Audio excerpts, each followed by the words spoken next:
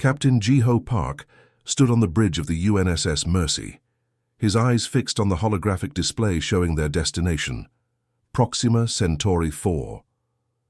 The blue-green planet would have been beautiful if not for the angry red wound visible even from orbit, the impact site where a meteorite half a kilometer wide had struck 3 weeks ago.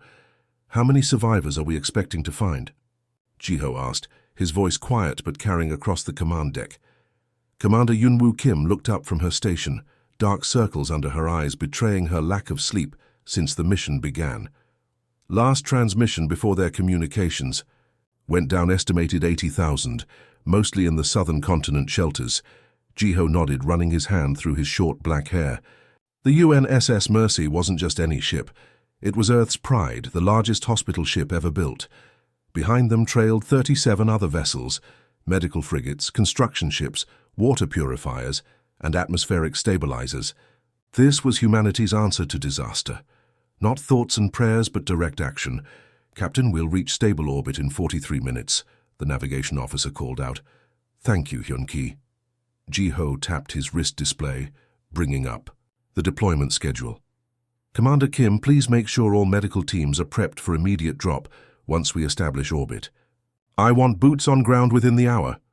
Yunwoo nodded sharply and turned to relay the orders. The bridge hummed with activity as crew members prepared for their arrival. This wasn't just another rescue mission, it was the largest humanitarian effort in human history. For once, Earth's nations had put aside their differences, pooling resources to save their furthest colony. 3 decks below, Dr. Min-seo Ryu finished checking her medical supplies one final time. Her team would be among the first to land, tasked with establishing a field hospital in what remained of New Seoul, the colony's capital city. Her hands moved automatically through the supply checklist, while her mind raced ahead to what they might find. Radiation burns, crush injuries, dehydration, disease from contaminated water. You're doing it again, a voice said beside her. Jun-ho Lee, her assistant, gave her a knowing look. Worrying won't help them. Min-seo sighed. I know. But this is bad, Jun-ho. Worse than the Indonesian tsunamis. Worse than the Martian dome collapse. Jun-ho placed a gentle hand on her shoulder. And we're better prepared than ever before. Look around you. He was right.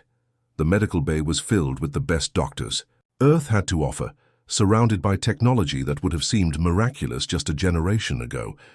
Nano-regenerative tissue synthesizers, portable trauma units that could keep a person alive even with catastrophic injuries, blood replicators that could produce compatible transfusions for any human.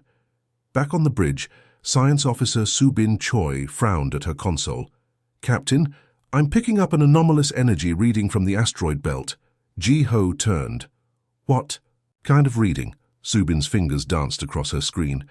It's unusual. Possibly just background radiation from the belt, but she shook her head. It disappeared. Probably nothing to worry about. Jiho nodded, but made a mental note to have a probe launched toward the belt after they established orbit. Better safe than sorry. In the shadows of that very asteroid belt, the alien vessel hung motionless, its curved hull almost indistinguishable from the surrounding space. Inside, Fleet Marshal Keth studied the approaching human ships with 4 gleaming eyes. Such primitive designs, Keth remarked to his second, gesturing with a clawed hand at the holographic projection. Look how they broadcast their positions. No cloaking technology, no weapon signatures at all. His second, a younger officer named Drav, leaned forward. Perhaps they are not warships? All ships are potential warships, Keth replied, reciting the first principle of their military doctrine. But these are particularly vulnerable. Note the markings, red crosses on white backgrounds. Some kind of identification. Should we make contact? Drav asked. Keth's mouth parts clicked in what passed for laughter among their kind. No, we observe for now. The High Command wants information on all species expanding into this sector. These humans. He studied the elegant, unarmed form of the UNSS Mercy. They seem to lack even basic defensive capabilities. Their colony suffered a natural disaster, and they send ships without weapons to aid them. Weakness? Drav suggested. Perhaps. Keth's 4 eyes narrowed. Or perhaps strategic?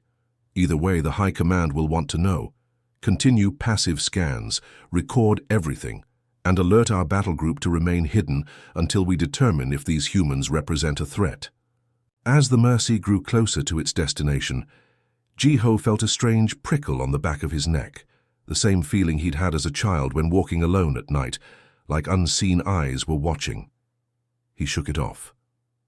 There were 80,000 people waiting for help. Nothing else mattered right now. Prepare for orbital insertion, he ordered, and let's give these colonists something they desperately need right now. What's that, Captain? Asked the young communications officer. Ji-Ho allowed himself a small smile. Hope. The UNSS Mercy had just established stable orbit around Proxima Centauri 4 when it happened. No warnings, no demands. No chance to explain that they were a humanitarian mission. Captain Park, 3 vessels just appeared on our sensors. Zubin's voice cracked with alarm as she stared at her display in disbelief. Ji-Ho turned sharply toward the view screen, where 3 dark, angular ships had seemingly materialized from empty space. They were unlike any vessels he had ever seen. Predatory shapes with hulls that seemed to absorb rather than reflect light.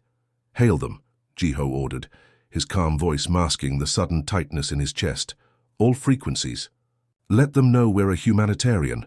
The bridge exploded in a shower of sparks as the first energy beams sliced through the Mercy's unarmored hull. Alarms blared.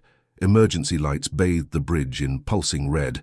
Direct hit on decks 4 through. 7? Someone shouted over the chaos. We've lost pressure in Medical Bay 2. Ji-Ho grabbed the edge of his command chair as the ship shuddered under another impact. Evasive maneuvers. Get our people to the escape pods. He knew it was hopeless. The Mercy was a hospital ship, not built for combat or quick movements. Commander. Hyun-Woo Kim was already at the emergency station, her fingers flying over the controls. Broadcasting distress signal on all channels, she reported, voice steady despite the fresh cut across her forehead. Alerting the fleet to scatter and... Her words cut off as another blast rocked the ship. On deck 3, Dr. Minseo Ryu helped a wounded technician toward the escape pods. The corridor tilted beneath her feet as the ship's artificial gravity began to fail. Through a ruptured section of hull, she could see other ships in their fleet suffering the same fate. Medical. Frigates torn apart by precision weapons fire, supply vessels exploding as their engines were targeted. Why are they doing this? Gasped Jun-Ho, supporting an unconscious nurse over his shoulder. We're clearly marked as non-combatants. Minseo had no answer as they stumbled into the crowded escape pod bay. Back on the bridge, Ji-Ho knew the Mercy was lost. Half the ship was open to vacuum, and fires raged through the remaining pressurized sections. The alien vessels were methodically destroying every ship in the humanitarian fleet, showing particular focus on the largest medical vessels. Communications, Ji-Ho called, coughing as smoke filled the bridge. Are we still broadcasting? Hyun-Ki nodded from his damaged station, blood seeping from a cut on his scalp. Yes, Captain, Earth can hear us. Ji-Ho straightened his uniform with shaking hands and limped to the communications panel. This would be his last act as captain. He needed to make it count. This is Captain Park of the UNSS Mercy, he began, voice clear despite the chaos around him. We are under attack, unarmed, no provocation. He paused, eyes fixed on the view screen where another medical ship erupted in silent flame. Remember us? As he finished, the bridge ceiling collapsed. Commander Kim pushed him toward the emergency exit. Go, Captain. The last escape pods. Her words were cut short as a secondary explosion tore through the command deck. 12 decks. Below, Dr. Tae-Ho Lee worked frantically in the emergency medical bay, now crowded with wounded crew members. The ship's violent shuddering told him everything he needed to know about their chances of survival.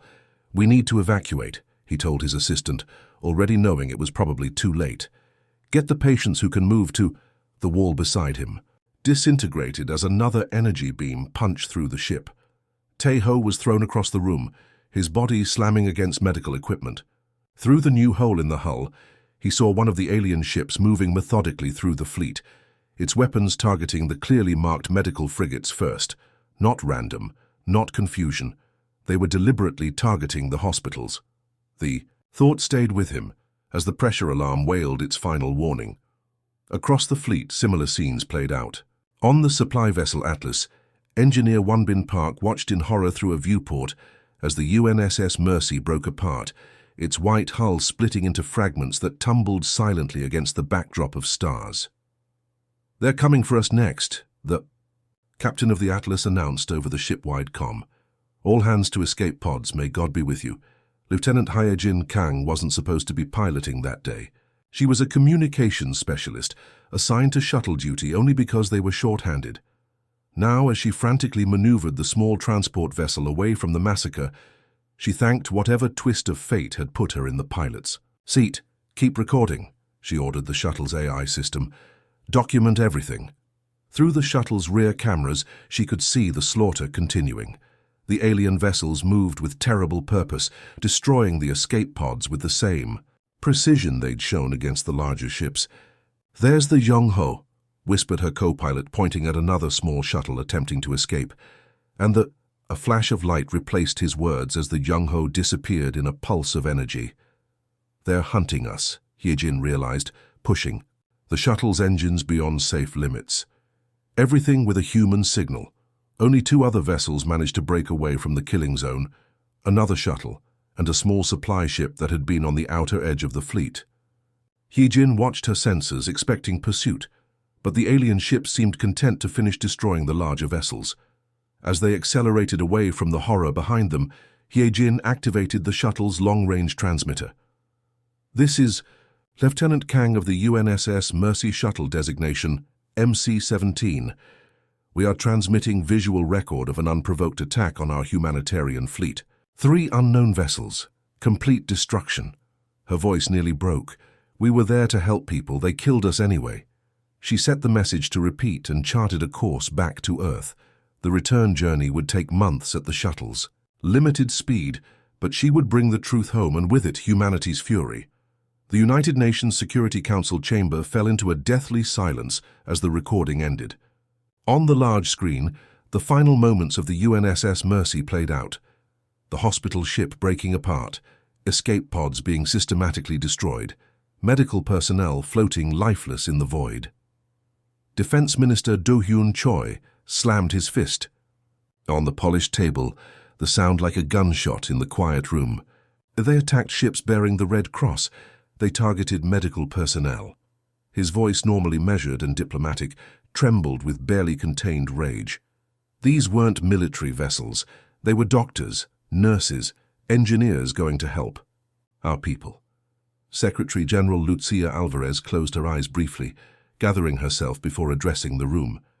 Lieutenant Kang's shuttle reached Earth orbit this morning. The other 2 surviving vessels are expected within the week. We have verified the footage.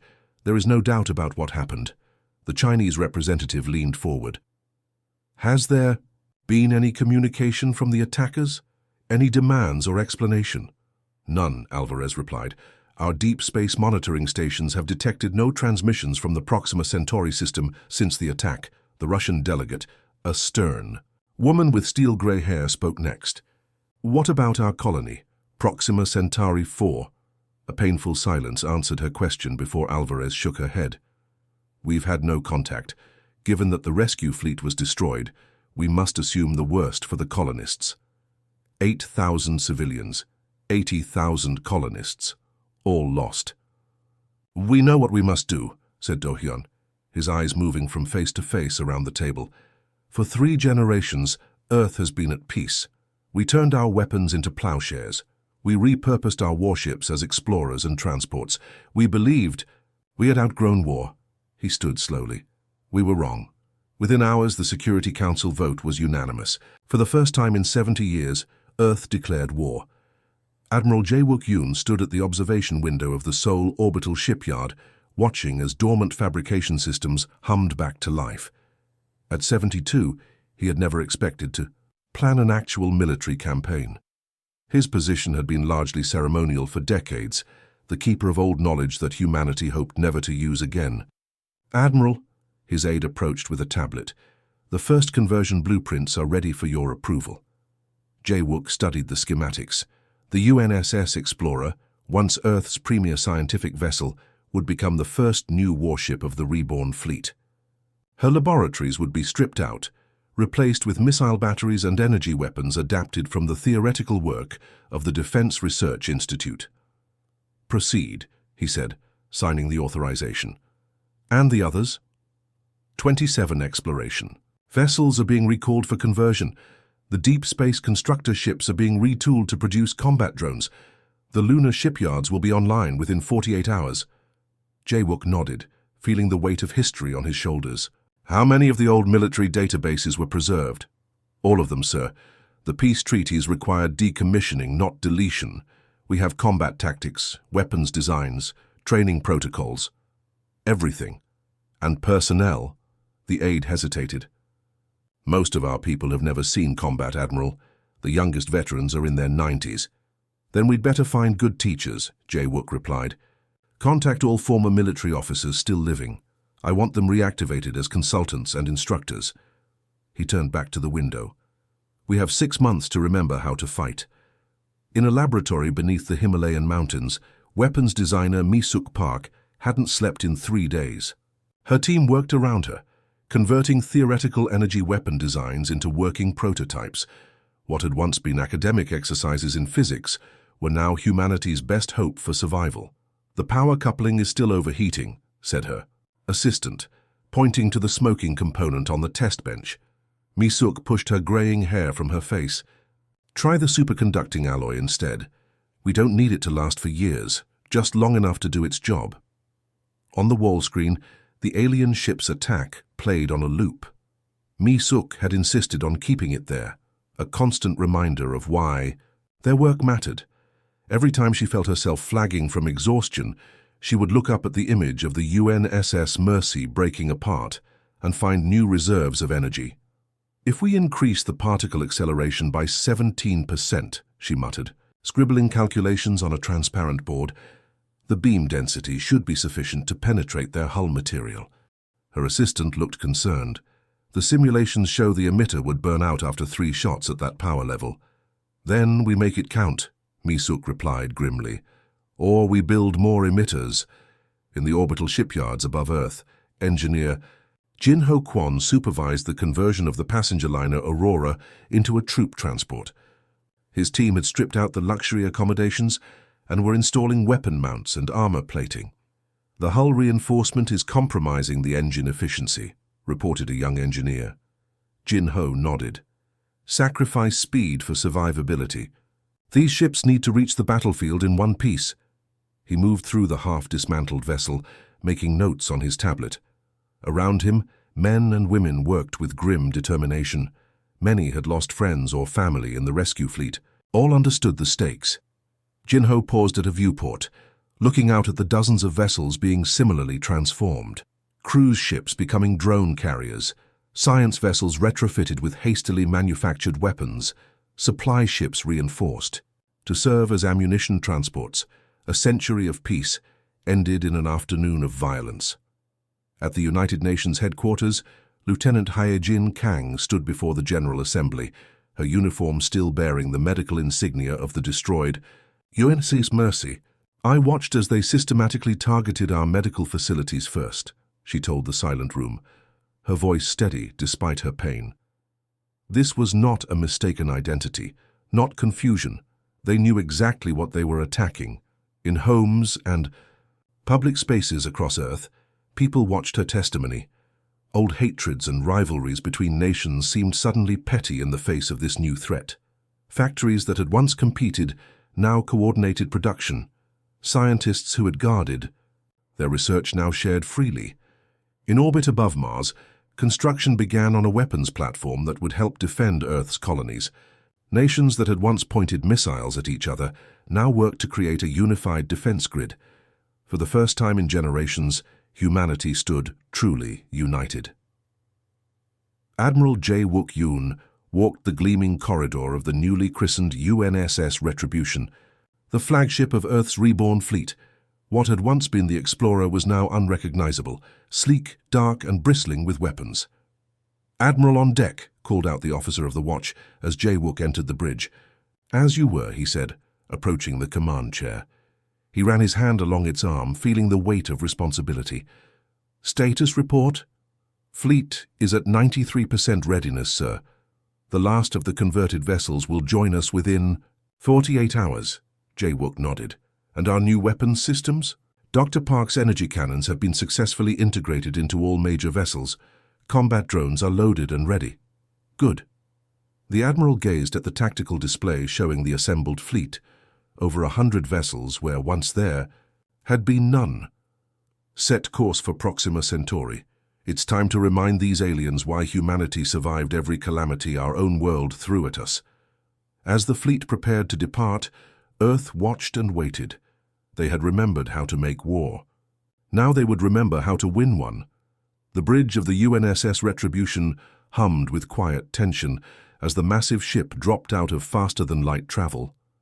Admiral Sang-Min Kang stood with his hands clasped behind his back, watching as the starfield stabilized on the main view screen. Proxima Centauri burned in the distance, a red dwarf star that had once represented humanity's first successful interstellar colony.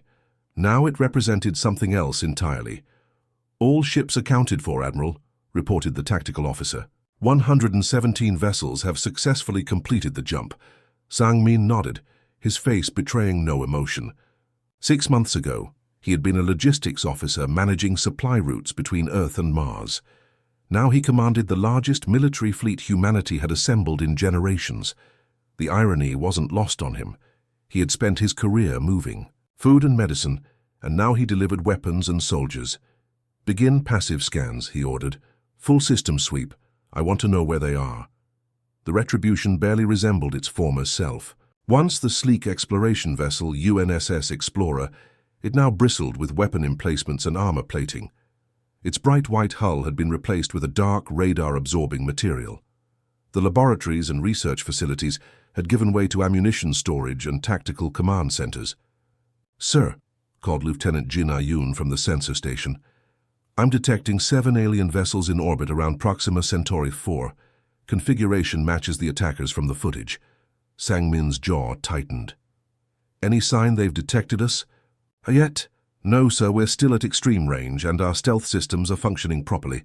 The Admiral turned to his communications officer. "Connect me to the fleet captains.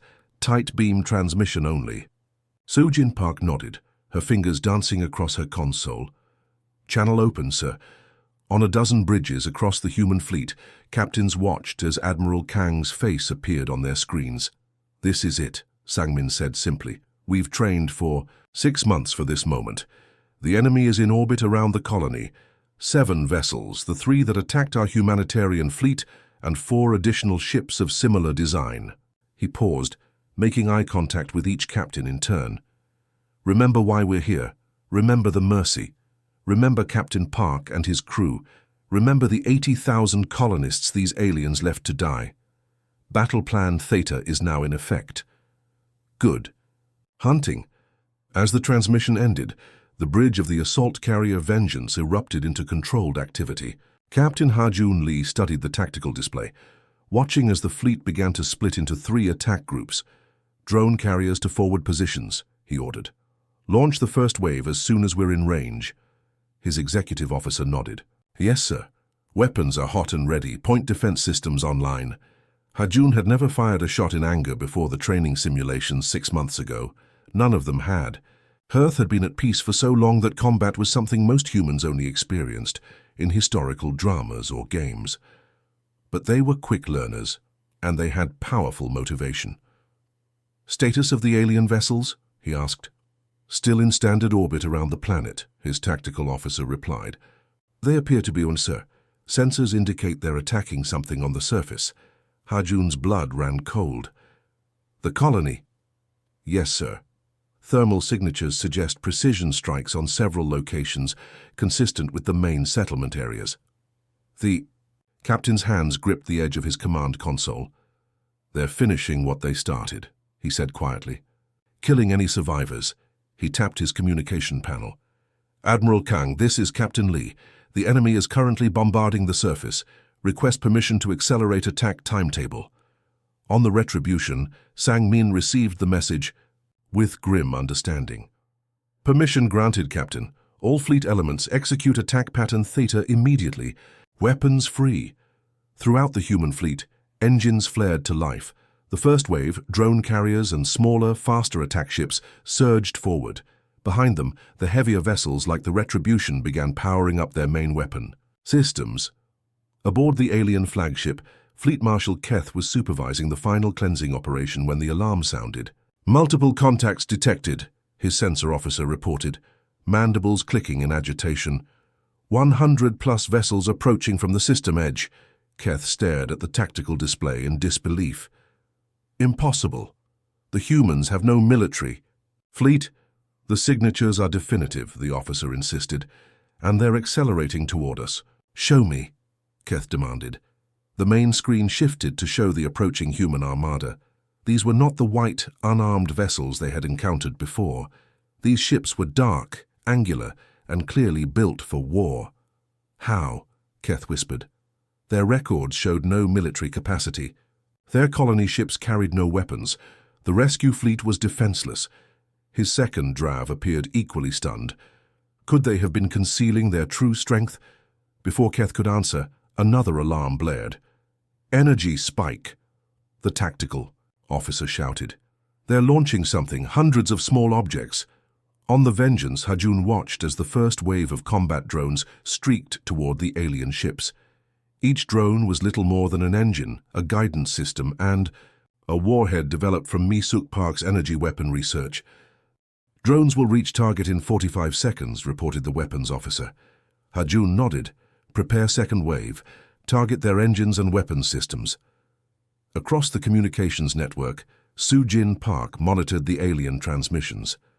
Admiral, she called out, I'm intercepting their communications. They're panicking. Sang-min moved to her station. Can you translate? The AI is working on it, but the general tone is clear. They're shocked by our presence and our numbers. One repeated phrase translates roughly as, how is this possible? They seem genuinely surprised that we have military capabilities. The Admiral's expression darkened. They thought we were helpless. That's why they attacked an unarmed fleet without warning. He turned to his tactical officer. Target their flagship. I want it crippled, not destroyed. We'll need prisoners. For information, the first wave of drones reached the alien vessels. Unlike traditional missiles, these weapons didn't explode on impact. Instead, they attached to the hulls and released focused energy pulses that burned through the alien armor like it was paper. Direct hits confirmed, Hajun's tactical officer reported.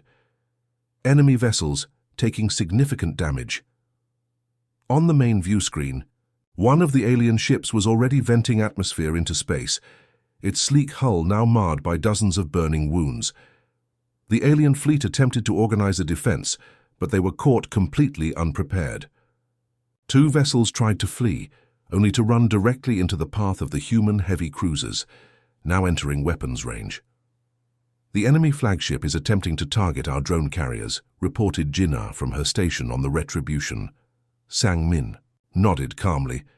Bring us between them. Let's show them what Dr. Park's main cannon can do. The massive Retribution surged forward, positioning itself protectively in front of the smaller drone carriers. Its forward section began to glow as energy built up in the main weapon, a scaled-up version of the drone warheads, capable of unleashing destruction on an unprecedented scale. Target locked, announced the weapons officer. Firing solution complete. Sang-min stood at the center of his bridge, looking at the alien flagship on the view screen. Fire! A blinding beam of energy lanced out from the Retribution, striking the alien vessel amidships. For a moment, nothing seemed to happen. Then, horrifically, the ship began to melt, its hull glowing white-hot where the beam had struck. Their shields are completely ineffective against our energy weapons, Jinnah reported with a note of surprise. The technology gap, it's in our favor. Within an hour, it was over. 6 alien vessels destroyed, 1 crippled and drifting. The human fleet had suffered only minimal damage. A few drone carriers hit by desperate alien fire, a handful of assault ships with minor hull breaches. On the Retribution's bridge, Sang-min received the final reports with quiet satisfaction. The alien flagship is secure, Admiral, Hajun reported via comlink. Boarding teams have taken 27 prisoners, including what appears to be their commander. Excellent work, Captain. Prepare them for transport to the Retribution. Sang-min turned to look at the main view screen, now showing the battered surface of Proxima Centauri 4. Scattered heat signatures indicated survivors. Not many, but some. Against all odds, people had lived through both the meteorite impact and the alien attacks. Begin landing rescue teams immediately, he ordered. Let's finish what the Mercy started. As the human fleet secured the system, news of their victory was already speeding back to Earth. Humanity had awakened as a military power, and the galaxy would never see them the same way again. 3 weeks after the battle at Proxima Centauri, Admiral Sang-min Kang stood at the viewport of the UNSS Diplomacy, watching as the alien delegation's shuttle approached. The sleek diplomatic vessel, once an interplanetary luxury liner, now served as the site for humanity's first interstellar peace conference. "They're right on schedule," noted Ambassador Ji-won Bae, standing beside him. She was a small woman with shrewd eyes that missed nothing. Before the attack on the Mercy, she had specialized in trade negotiations between Earth nations. Now she would negotiate the terms of an alien species' surrender. "Are you ready for this?" Sang-min asked her quietly. Ji-won straightened her formal diplomatic uniform. "I've been preparing for 3 weeks, Admiral. The question is, are they ready for us?" The shuttle docked with a gentle thud. Security teams took positions along the corridor, their weapons visible but lowered. This was a peace conference, but trust was a luxury humanity could no longer afford. The alien representatives emerged from the airlock, 4 tall insectoid beings with multifaceted eyes and chitinous exoskeletons in various shades of blue and green. Their translator devices hummed at their throats. Leading them was Supreme Commander Vec, who had replaced Fleet Marshal Keth after the disastrous defeat at Proxima Centauri. "Welcome aboard the Diplomacy," Ji-won greeted them with perfect composure. "If you'll follow me, the conference room is prepared." The aliens followed silently, their compound eyes taking in everything around them. Sang-min noticed how they flinched slightly when passing human security personnel. Good, he thought. Let them be afraid. Let them remember what happens when you attack humans bringing medicine and food. The conference room was deliberately imposing, a large circular chamber with the United Nations emblem dominating one wall. On another wall hung a memorial plaque listing the names of every person who had died aboard the UNSS Mercy and its escort ships. 2,817 names. The aliens took their seats across from the human delegation. For a moment, only the soft hum of life support systems broke the silence. "Let us begin," Ji-won said, activating the recording systems. "This conference will establish the terms of your surrender and the reparations for your unprovoked attack. On our humanitarian fleet and colony," Supreme Commander Vec's translator crackled as he responded. "The High Council has authorized me to negotiate terms acceptable to both our species." Ji-won's smile didn't reach her eyes. "I believe there's a misunderstanding, Commander. This is not a negotiation. These are the terms of your surrender." She gestured, and a holographic display appeared above the table, a detailed list of conditions. "The terms are non-negotiable. Your acceptance is required within 24 Earth hours, or hostilities will resume." Vec's mandibles clicked rapidly, a sign of agitation according to the xenobiologists who had studied the captured aliens. "This is unusual. Victors typically seek territory, resources, technology. Your terms focus primarily on humanitarian aid," Ji-won finished for him. "Yes, that's what we were trying to provide when your fleet attacked us." From his position behind the ambassador, Sang-min watched the aliens' reactions carefully. Their body language suggested confusion, perhaps, even disbelief. "Your species remains puzzling to us," Vec admitted. "When we first observed your ships approaching the colony, we expected a military response to the natural disaster. Instead, you sent unarmed vessels marked with red crosses." "Medical ships," Sang-min corrected sharply. "Hospitals, full of doctors." "And medicine." Vec's compound eyes swiveled toward him. "In our history, disasters are opportunities for conquest. The strong claim what the weak cannot defend." We assumed you were incompetent, or executing some strategy we did not understand. G1 leaned forward. And now? Now we understand that humans are different. Vec's translator struggled to convey the concept. You expend resources to help the injured. You risked your people to save others. And when attacked, you transformed into warriors more terrible than any our species has encountered. This brings us back to our terms, G1 said, redirecting the conversation. First, your government will provide material and personnel to help rebuild Proxima Centauri 4. Second, you will contribute ships and resources to a new interstellar humanitarian corps under Earth administration.